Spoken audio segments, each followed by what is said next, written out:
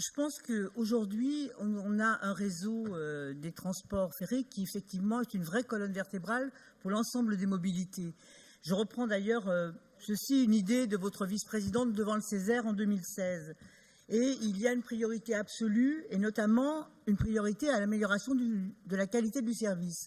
Nous sommes complètement d'accord sur cette question-là.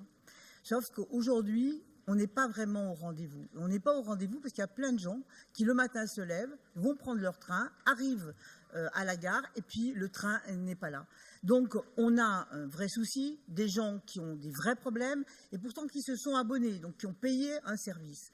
Donc, Monsieur le Président, moi, je vous propose, je pense que vous avez fait un travail sur les pénalités, que nous aurions peut-être aussi fait si nous avions renégocié la convention, sans doute même.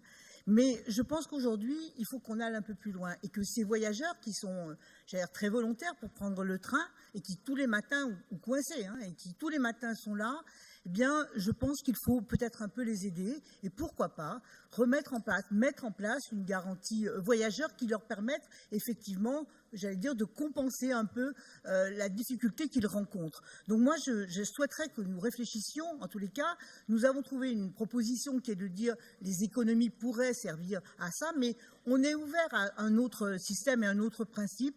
Par contre, je pense qu'il faut s'intéresser vraiment aujourd'hui aux voyageurs, continuer à mettre la pression sur la SNCF parce que vous avez raison et nous avions raison de le faire.